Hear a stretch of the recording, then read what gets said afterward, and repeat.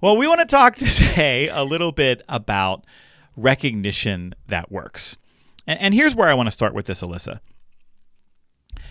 My sister told me recently that my love language is gift giving. And here I thought I was a Pisces.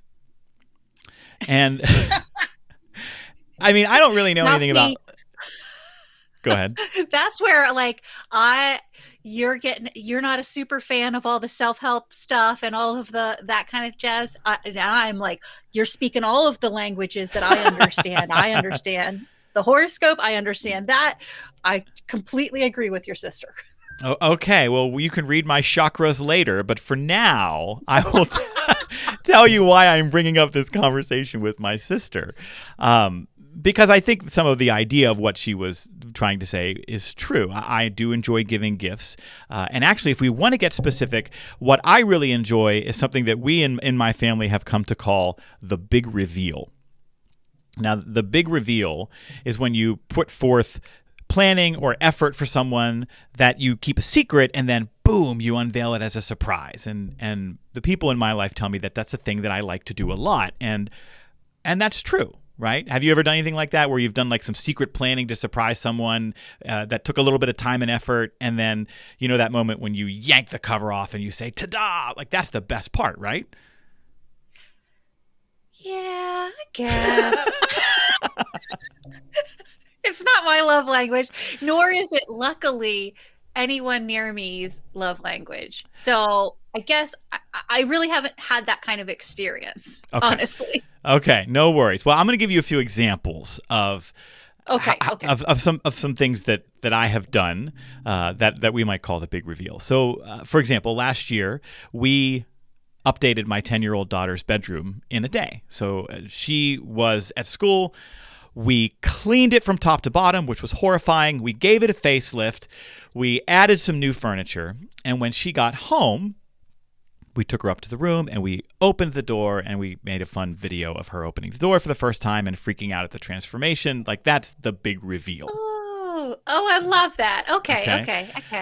And another time, my wife and I helped my in-laws update their basement bathroom. We're kind of handy with some of that stuff and they asked for some help. And so when we started, we basically said, we're going to do everything and you're not allowed on this floor of your house until we're done. Because we wanted to do our own little like HGTV style big reveal. Right? Okay. Cool. All right. Another example of this, but before the pandemic, I did a keynote for a company in New York City, one of my favorite places to visit. And I decided to take my sister with me on the trip. And at the last minute, I used some of my air miles to surprise her with upgraded seats to first class, which I didn't tell her about until we were getting on the plane, right? So that's kind of a big reveal. Okay.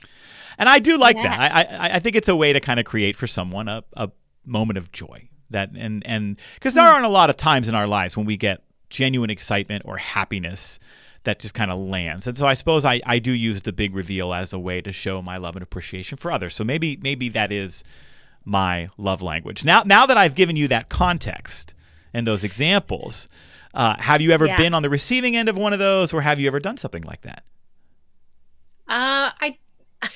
You know what's coming to mind is I feel like I am the polar opposite once again. So I recently did something for a family member, and after I had done it, I mentioned I called them up and I was like, we were discussing other things, and I said, okay, so I did something, and I just want to tell you I did it so that you can feel however you want to feel about it now, and not react later in the moment and whatever, when you're in public. And so I said what I did, and they were obviously very appreciative of what I had done, and they were thanking me, but then they were like, can you allow me to feel and to be grateful, and to, because I didn't want them to put all of that emotion on me. I guess I was shying away from it, so it was the exact opposite of what I was comfortable with. Interesting. If that makes sense. You didn't want the maybe the attention that comes with being a giver of a big reveal. Yeah, maybe. I don't know. It just made me feel like, icky. I don't. Yeah. It's definitely not my love language. Definitely not my Okay. love Well, fair language. enough. But I would bet that there are some things that folks have done for you in the past that required them to part with time and effort that were really meaningful for you. When I speak at conferences, I will sometimes ask the audience, what's the nicest thing anyone has ever done for you when talking about recognition? Because I bet in the story of any person's answer is someone parting with time and effort. And I think that's the key ingredient to recognition that works. Because parting with time and effort requires intentionality. It's not convenient to do so. And when we do things that are a little inconvenient to express our appreciation for others, that sticks. So a few years ago, Nintendo came out with a mini version of their original 8-bit video game player. That's what I grew up playing. I'm a child of the 80s, so we had, Mario and Duck Hunt and the original Legend of Zelda and Tetris and Rad Racer, and a certain portion of our listenership is feeling me right now. So a couple of years ago, Nintendo came out with a little box, a mini version that had 30 of these old school games on it. And it came with 2 controllers, and it was the exact thing I grew up playing as a kid, and it was like $50. It wasn't outrageously priced, and so that year I told my wife, I want that. I want that for Christmas. If anyone is like looking for an idea for me, tell them about that. Well, I don't know if you remember this or anything like that, but when the holidays came around, they were nearly impossible to get. And I even remember talking to my wife about that, like, oh gosh, yeah, they're really hard to get. They had a certain run of them, they sold out. They're really hard to get. So I lowered my expectations that there was really any chance I was going to get. I did, yeah, because I don't want anybody to feel any pressure like Joe's Christmas is going to be ruined if he doesn't get this Nintendo thing, because I'm just, that's not what I'm about. And I was like, of course, I'll get one eventually, is what I said. Well, of course, on Christmas Day, after we opened gifts as a family, that year we went to my in-laws' house, and they handed me a box, and inside I found my mini Nintendo system. And as soon as I opened it, I said, "Whoa, how did you get one?" And they were really hesitant to tell me the story at first. Maybe they're like you, where they didn't want what they knew was going to come. But what I found out was that they had been calling Best Buys all over the region up until the week before Christmas to find out when shipments were coming in. And when they got word of a shipment, they camped out in front of the store all night to be first in line. And the night that they camped out, this is all true story, turned out to be the coldest night of the year with wind chills in the negative numbers. And they took turns sleeping in their car to get me that gift. Like I feel myself getting choked up right now just talking about it, because when I found that out, I was speechless. And I mean, I'm a speaker. That doesn't happen very often. It sounds dumb to say, but it really is the nicest thing anyone has ever done for me. And it's not because I got a Nintendo. It's because look at the inconvenience. Look at the trouble, the effort, and the time that someone spent to do something for me. And so when we talk about recognition, and I promise listeners, we're getting there. When we talk about recognition, the first thing to understand is that it is not the gifts that make people feel appreciated. It's the spending of your time and effort in some way to celebrate them that sticks. I get asked a lot, as someone with expertise in employee engagement and developing better bosses, I get asked a lot about employee recognition programs. Should we have them? Should we not? Should they be formal? Should they be informal? Should they be supervisor-driven or peer-driven? Like, what type of program is the most effective? And my answer is the one that works. The one that visibly, obviously makes people feel appreciated. So when it comes to employee recognition, it's not about the gift. It's about the sentiment. Giving someone a gift card is nice, but it's the note that is the difference maker. If you give someone a gift card with a generic sentence or two in it that says, "Hey, thanks for all your effort," I mean, that's nice.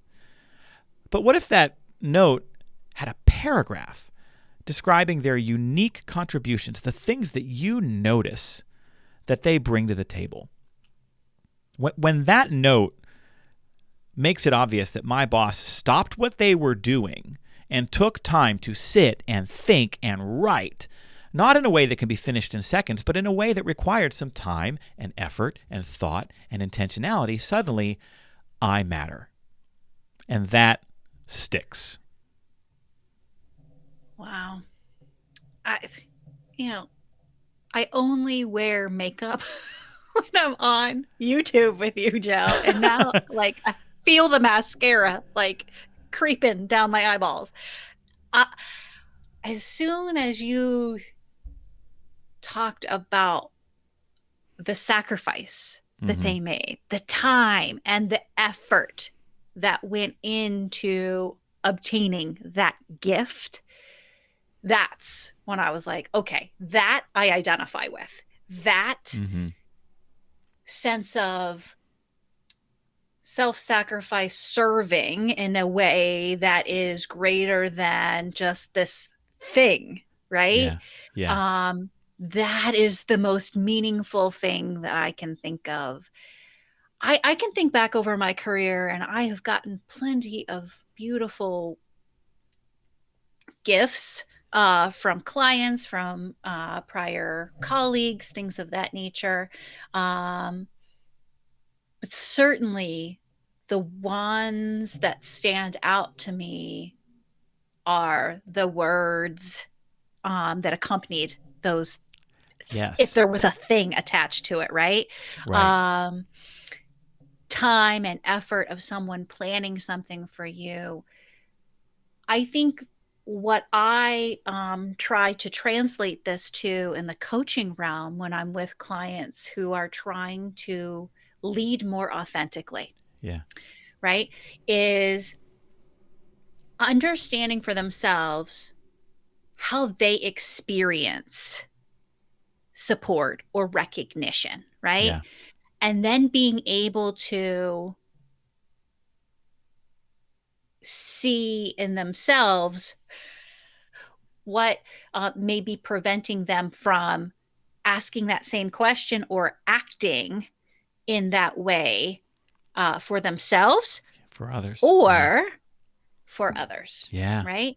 Um, but yeah, time and effort, that's a real ask. That is not something that can be bought with a gift card, no matter the amount of domination. And we can part with time and effort that doesn't require a lot of time and effort. You don't need to camp out overnight at a Best Buy in order for people to feel special. How long does it take to make the Post-it note you leave on someone's desk 4 sentences instead of 1? I mean, it might be the difference between 1 minute and 10. It might take you 10 minutes to sit down and say, okay, let me think about the last 30 days. And what are the things I've noticed that this person does really well? And what is some language I can use that really jumps off the page and sizzles and makes this person feel noticed? That, for some folks, that requires a quiet room and some real intentionality behind it. And then once they get their ideas, to construct it into a 3 or 4 sentence note that you stick in a card or on a Post-it or something like that. Okay, 10 minutes. 10 minutes of effort. It's a lot easier than sleeping out of in a car, sleeping out in front of a Best Buy and trying to stay warm in your car. But it has the same effect. You read a note like that and you know that this person paused what they were doing to communicate something because they wanted you to feel like you matter. Yeah. It's interesting. I know that there's been so many good examples of that in my life that I have experienced, because now I do have all the feels, and now I, can, touch that with my Yeah. my brain and my memory. But I suffer from recency. I've said this thousands of times already on the podcast. Most recently, something actually happened to my husband. Mm. He was a collaborator on a project, and the outcome of his work led to someone else's success in their field, right? And that individual brought my husband, I think it's a cup or of some sort. I'm not even sure of the exact what it is as a vessel, but it was engraved with this. It was Italian, okay, Italian Ah, language, right? And so my husband started, he didn't know what it was. It just came with a brief little post that said something like, thank you so much, another little like inside joke. So my husband like started Googling, like hmm. typing in the words, and it was the words of an Italian opera that was so beautifully composed, and it linked directly to this YouTube video that had these amazing Wow. inspirational images and just was the most heartfelt thing. My husband was like, Wow. can you imagine? And I also have to say, this was from a fellow scientist. And if you know anything about the emotional intelligence, or at least the outwardly Yeah. social emotional intelligence that most in that field have, this is like a scale of 1,000.